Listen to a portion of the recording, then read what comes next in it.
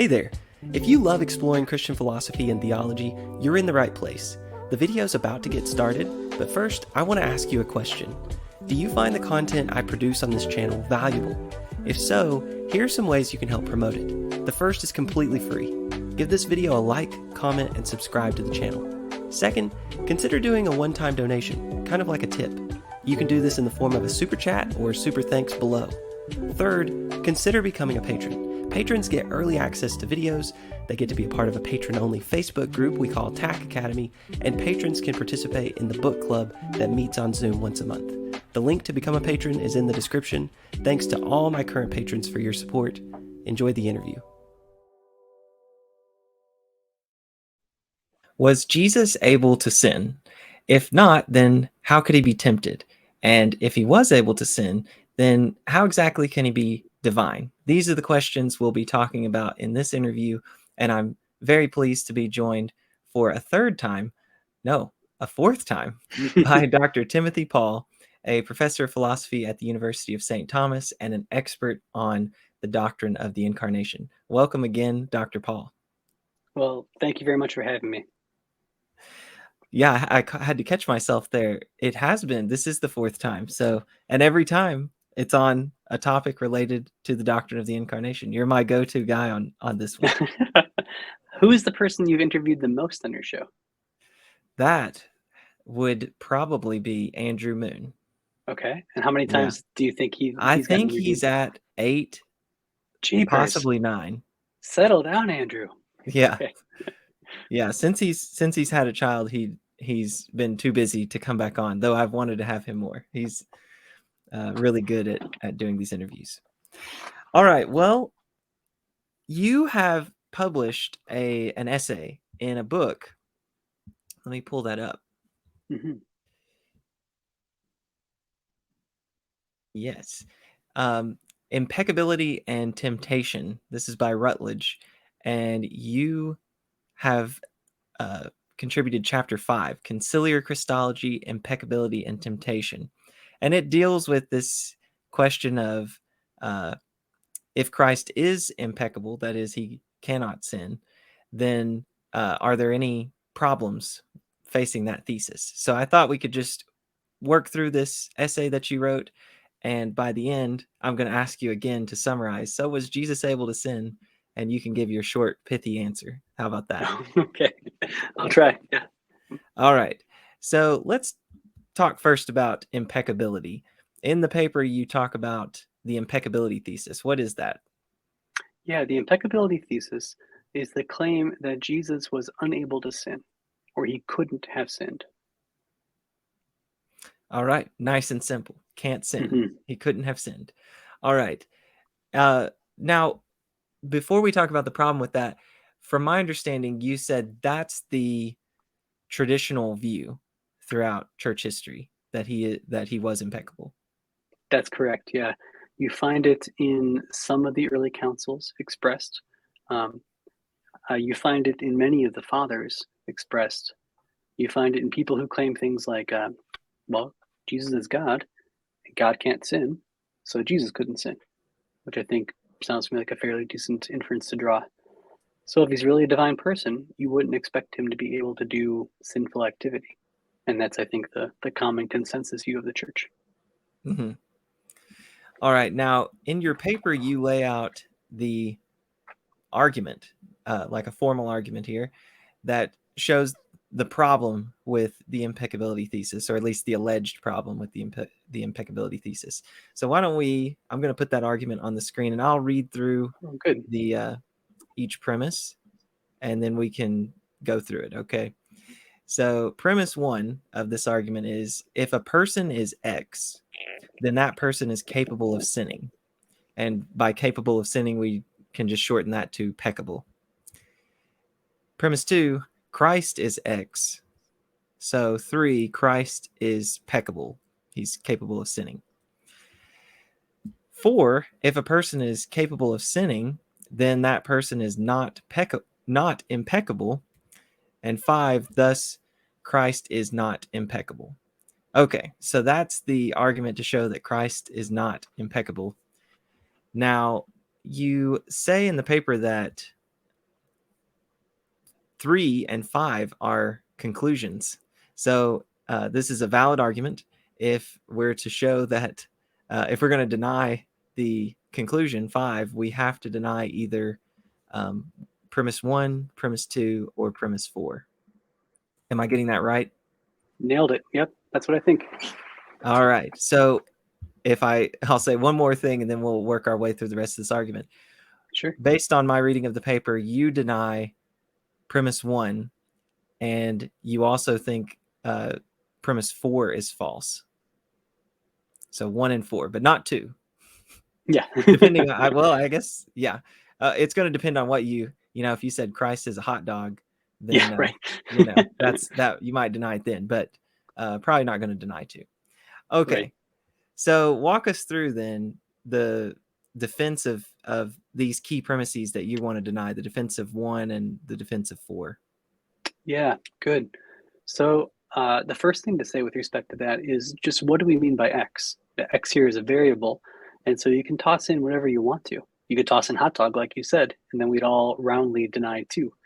Even those who think Christ was just a mere man, or even if you think Christ was a mushroom, like I've read some authors had said before, even there, he's not a hot dog, so we deny 2. But so what are some good substitution instances for X? Things people might put in for X in 1 and 2. There in the article that you read, or the chapter that you read, I talk about 3. I say some people, and I give quotations from people saying this. Some people say, look, if you're a human, you just got to be able to sin.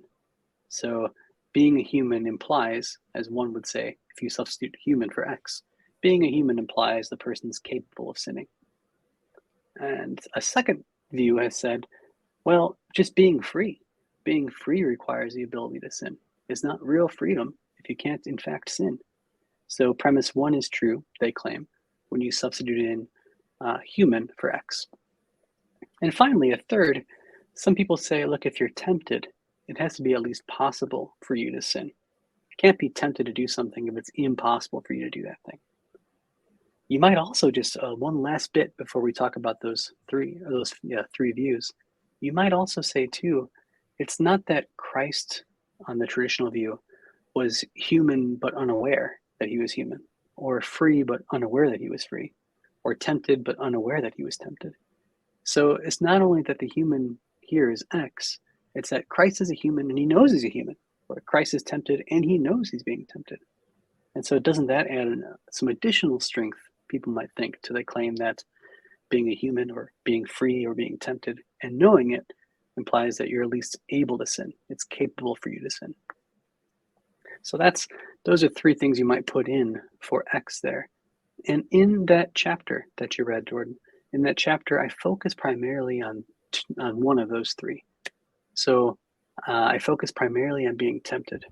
But I'll say just a little bit, I guess, about the other 2 and why I back off those and focus on temptation. Yeah. So yeah, go ahead and do that. Okay, good. So concerning being a human, I think the first premise is false if you substitute in is human.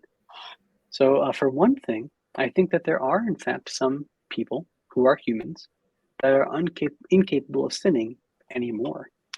So you might think of the redeemed in heaven. The redeemed in heaven, those are really human persons still. You don't stop being a person and a human person if you're in heaven. So the redeemed in heaven are human and yet not capable of sinning, at least on the traditional view of what heaven is. So I think humans in heaven, the redeemed, would be a counterexample to 1 if you substitute in human for X.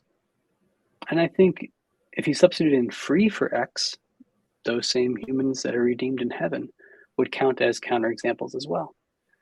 In addition to the humans in heaven, you could also say the angels. Typically, they're viewed as confirmed in their goodness after the angelic fall. If there are such things as the angels like that, then they too would be persons who are free and yet unable to sin. And finally, the Father and the Holy Spirit. As far as I know, nobody claimed that they could sin. And so they're still persons and they're still free. So they would fulfill the antecedent, being a person who is free, but not fulfill the consequent. They aren't capable of sinning. And so the whole 1 would be false. Gotcha. Yeah. And I've interviewed Kevin Tempe on the kinds of consideration you were just making about the redeemed in heaven. How is it that they can be free and yet incapable of sinning, and that whole topic. So I would encourage the viewers to go check out that interview with Kevin Tempe. Now, so that's part of the discussion you bring up in the paper about premise one. But ultimately, you say, if you substitute in tempted, that gives the premise one its best chance of being true, I guess. Yeah. So let's, I guess, pretend for a moment that we're not going to object to anything else in the argument. I know ultimately you reject 4 too, but for the moment we're going to say we're going to accept 2 and we're going to accept 4 once you substitute in tempted for X. Now, if that's the case, you still reject 1, even when it says tempted. If a person X is tempted, then that person is capable of sinning. So why do you reject it once it says tempted? Yeah, good. So it's true. I do reject 1 when you substitute in tempted for the X there. And the reason is this.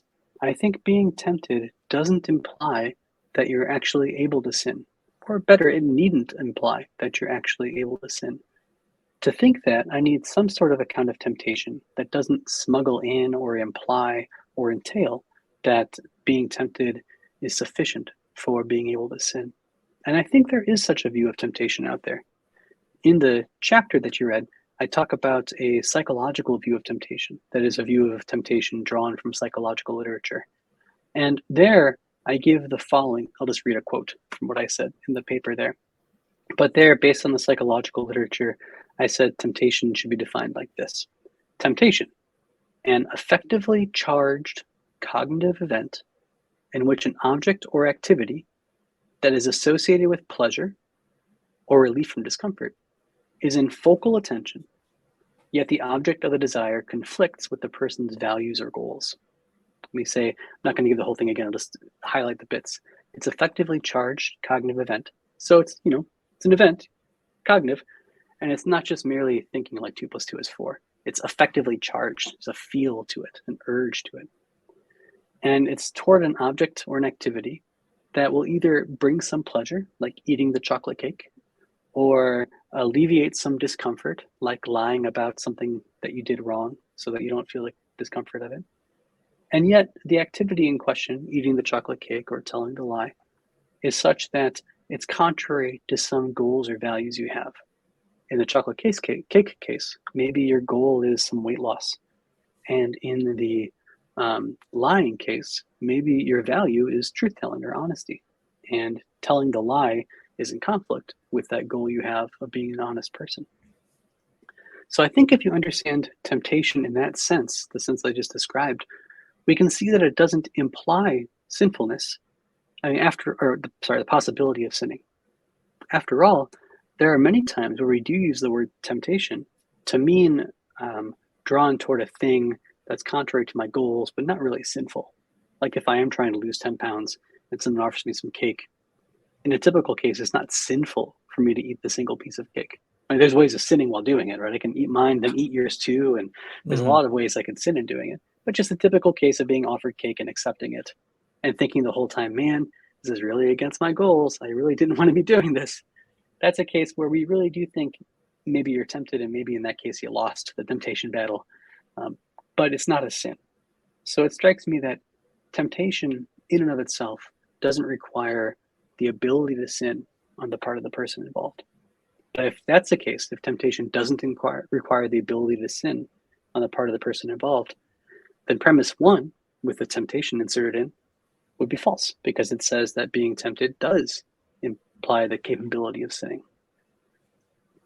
So if I'm understanding correctly, my kind of dumbed down definition of temptation based on the definition you gave this formal definition that you can find in the psychological literature on temptation.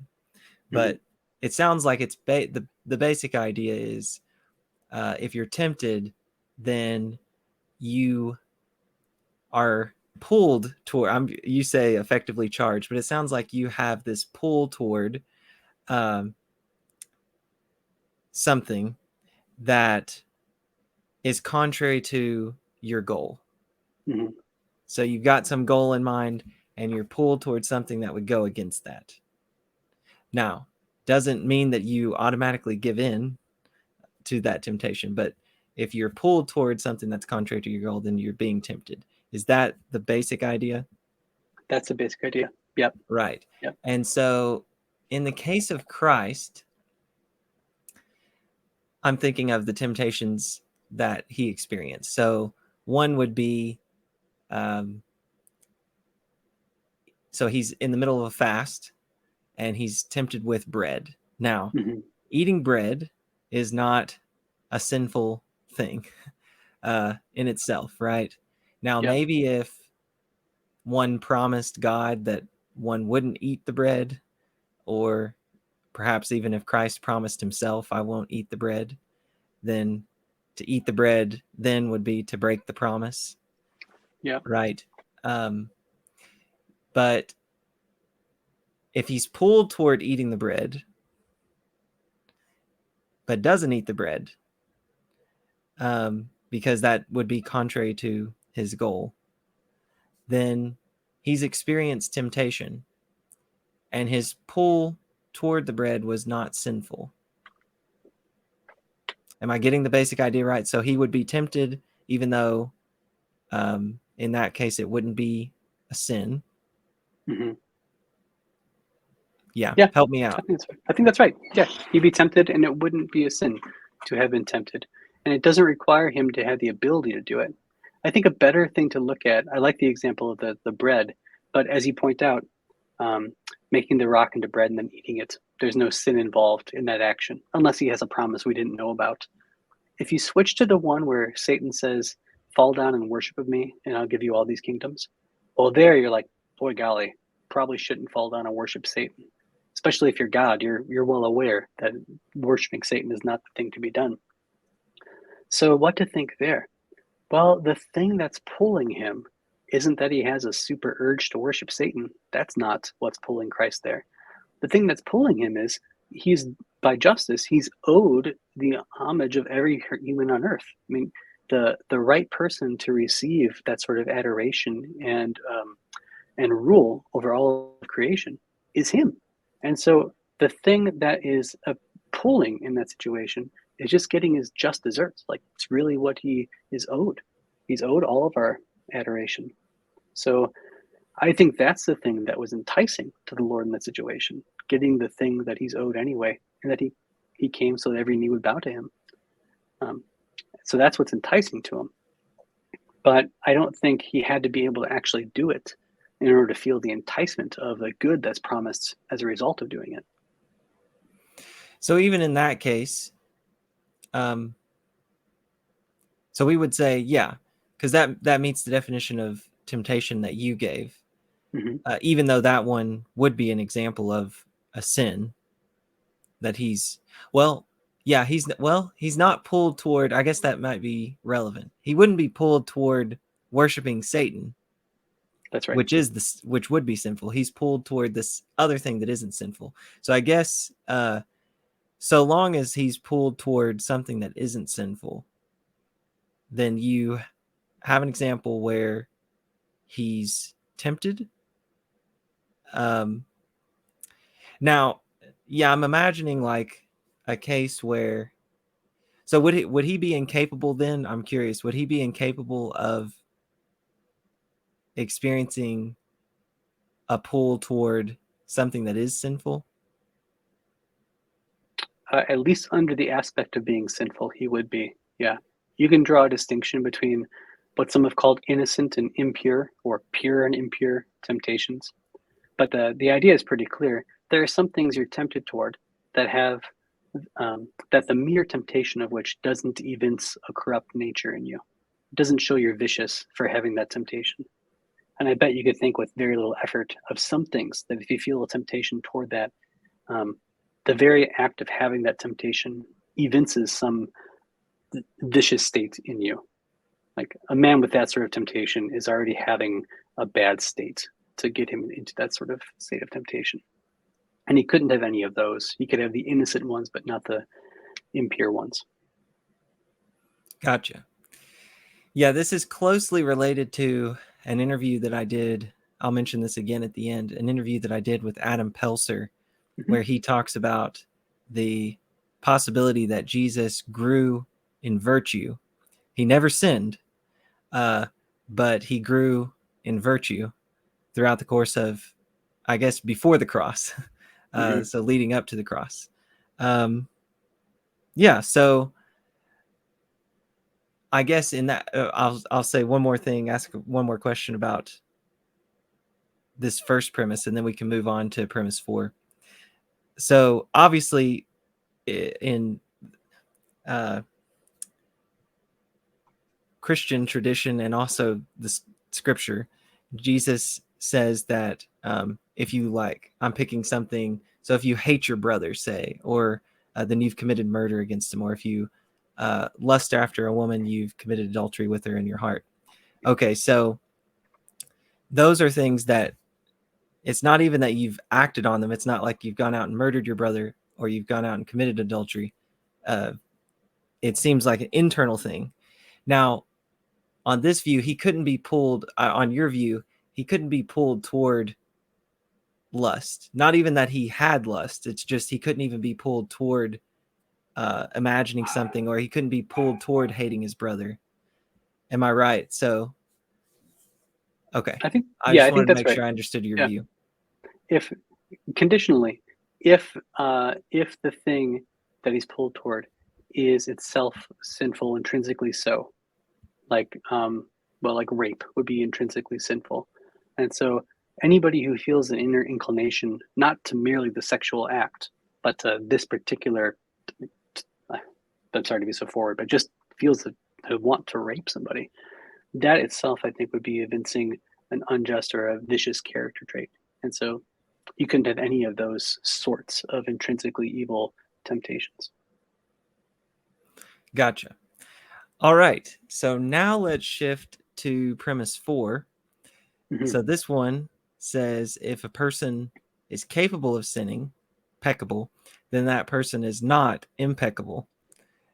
And that kind of sounds like just the definition. You know, what is it to be impeccable? Well, or I'm sorry, what is it to be peccable? It's to not be impeccable. So why did you, I guess to make the argument valid, you had to add premise 4, but to get to the conclusion, so Christ is not impeccable. But how in the world could somebody deny 4? It seems like just by definition, if you're not peccable, or I'm sorry, if you're peccable, then you're not impeccable. Yeah. So when I put that in, I even joked, I think, in that chapter, like only the most pedantic of analytic philosophers would even bother to include 4 here. But here I am, the most pedantic of analytic philosophers, so it makes sense. In my view, this is a species of a broader problem for Christology. And I think you and I have talked about this broader problem before. But the basic idea is there are lots of attributes that it seems like Christ has in virtue of being a man that are incompatible with the attributes he would have in virtue of being God. So he's immutable and mutable and impassible and passible and all the rest. And I think this being peccable and impeccable could be seen as another instance of that. Now, in all those cases, in my view, it makes sense to say that he has both those seemingly contradictory predicates apt of him. Like he really satisfies the predicate immutable, and he really satisfies the predicate mutable. And if you say, well, how in the absolute world can one thing be both mutable and immutable, or peccable and impeccable? The answer here is that the truth conditions, the conditions under which something satisfies the predicate question, like immutable, the conditions under which something is immutable is when it has a nature that can't be changed. And Christ satisfies that condition. And the conditions under which something is impeccable is when it has a nature in virtue of which it can't do anything sinful. And Christ does so have that nature. He has the divine nature. And the conditions under which something is immutable is when it has a nature that is able to be changed. And Christ does have one of those. He's got the flesh and blood nature, just like mine. I mean, not exactly like mine, but the same type as mine. And just like this thing could be changed, you could pin me down and shave my beard. You can cut off my hand. Please don't, but you could. Those are ways of changing this actual nature. So likewise, Christ's nature satisfies that condition. And the same with peccable. Here, it's a little trickier. So here I am. I've got a nature. And I promise you, in virtue of the powers I have right now, I'm able to sin. It's everybody who knows me can verify this. Someone with Tim Paul's powers can sin. And the basic idea here is that to be able to sin doesn't require some new finagled power like the power to sin. To be able to sin, you just need all the regular powers a human has, and then the ability to misuse them. And I've got all of that. I've got all these powers, and I can also screw it up and misuse them. Now, Christ has all those powers too. Christ has a human nature, which is I think a composite of his soul and his body. It had accidental features. It's got a hair color and an eye color and different weights across time, a bunch of accidental features to it as well. And I think he has all that's needed to be able to sin, just like I have all that's needed. What's the difference? Well, I think you can think of his actions as being reined in or regulated or circumscribed by the hypostatic union that he's in. By which I mean, you could think of that one person, Jesus Christ, the one person who is the actor for all these actions. You could think of him, that divine person, as having that human nature, which has all the features requisite for sinning, and yet also having that nature circumscribed such that it couldn't actually do any of those actions. Similarly, you might have a piece of wood in a swimming pool. Given that it's in a swimming pool and covered with water, it can't be lit aflame. But it's still the sort of thing that if you put it in wildly different circumstances, you could light it on fire. Dry it out for a while, and you can light it on fire. So likewise, I think if it were possible, I'm not even claiming it is, but if it were possible to decouple Christ from his human nature, so that the human nature remains in the world like this one, but Christ is no longer, but the word is no longer united to it, I think it'd be possible for someone to sin with that nature. You see what I mean? Okay. So I think, go ahead. No. That's helpful. So my original thought when I was reading the paper was, it seems like, I know J.C. Beale has complained about changing the subject. It's not necessarily that I'm worried about you changing the subject by denying premise 4. I get that we're talking about this subject, the actor here, Jesus. He has this nature that's peccable, and he also has this nature that's impeccable. So I don't feel like it's changing the subject. We're talking about this person that has these natures. It's more like something like your which wins, the strongest, the unstoppable force, or the wall that can't be broken. You know what I mean? It's like, which one at the end of the day wins? And it seems like kind of one of those, like, okay, so he's got these two natures, but which one's gonna win out in the end? And I don't know, to some extent it sounds like the impeccable nature is the one that somehow like reigns in, as you said, the peccable one. Yeah, I mean, I don't typically think of it as an adversarial role between the two natures. And so I don't think of it as like a zero-sum game where one has to end up on top of the other. But I do think with respect to the moral activity, I think that the will of the human will of the divine Son is subjugated to the divine will. Or a better way maybe of saying that is that the one person, Jesus Christ, with two wills, the human will that he has, he subjugates to his divine will. And so he doesn't choose, that is, the God-man doesn't choose to do anything sinful. And since he's a God-man, he can't choose to do anything sinful. But I don't think of it typically as like pinning down the human nature, or dropping an elbow on the human nature. Okay. All right. So those are, I'll put the argument up one more time. those are your two key premises that you end up rejecting. Yeah, I mean, I think that both. I like the way that you argue for the falsity of both premises. I guess maybe the one that avoids the kind of worry that I mentioned a moment ago is to just reject one and leave four alone. But I think you give some plausible reasons for rejecting four. Cool. And Can I give you, sorry. Yeah, go ahead. Can I give you one more thought about each of those two premises before we move on? Concerning premise one and concerning the notion of temptation in play, sometimes people object as follows. So these are both objections that are common and then replies to them as a way of bolstering what I say. They say, hey, look, Tim, you can't really be tempted if it's impossible for you to sin and you know it's impossible for you to sin. But on your view, Jesus Christ, the Word, knew his divine status and knew his divine mission and knew his divine prerogatives during the entirety of his incarnation. It's not like in his baptism he learned something new about himself. Oh, crap, I am God. No, he always knew he was God. And he always knew God's divine powers and such. So in that situation where you've got a person knowing he can't sin, knowing the full extent of his powers, how in the world could he even get tempted in the first place? And there, I think, to my view, that's an over-intellectualizing of what temptation is really like. So consider an example. Think of a case where a human being, like a mundane human, like me or you, has reason to be certain that he won't fail to a certain temptation. So for instance, say God just talks to you. You have, like Abraham, maybe you've got a bunch of experiences talking with God, such that at a point you're just certain that this is God talking to you. And God says to you, I'm going to send you through a trial. It's going to be a temptation, but you'll persist with my grace through the trial. Suppose you believe that as strongly as you believe anything. You're confident that it was Christ or that it was the Lord that talked to you and this is what he said. And the temptation is you're put in a room with a bunch of delicious food for 2 days straight and you're forbidden from eating any of it. If you think, why would God do that? I don't know, man. Why does God do most of the stuff God does? I have no idea.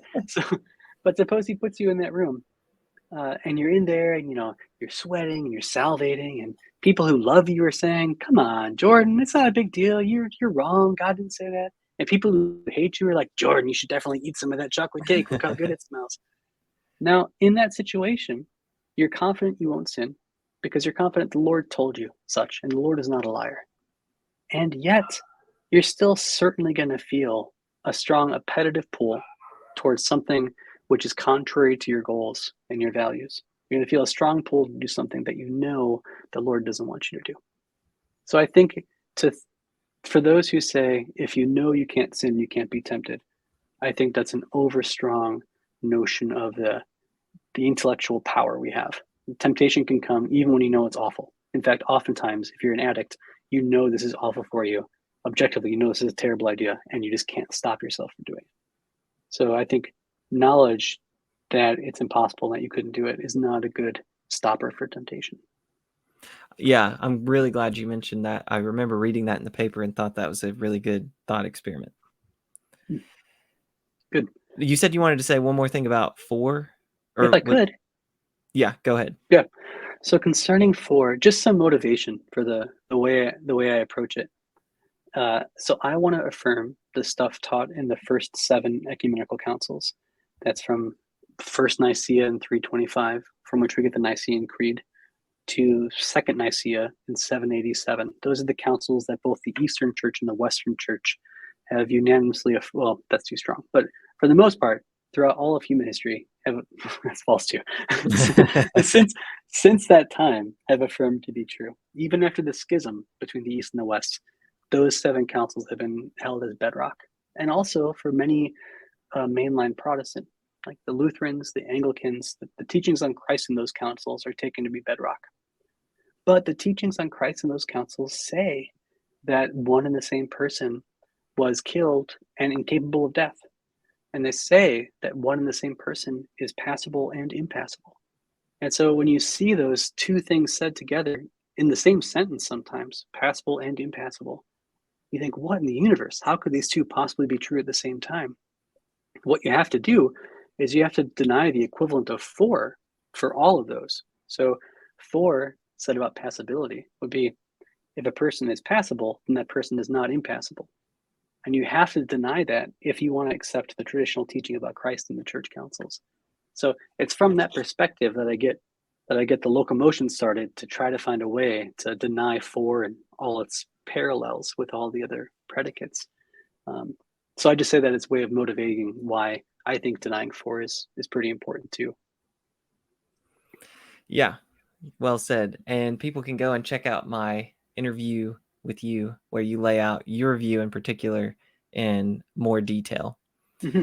So let's wrap this up this way. We started with the question, was Jesus able to sin?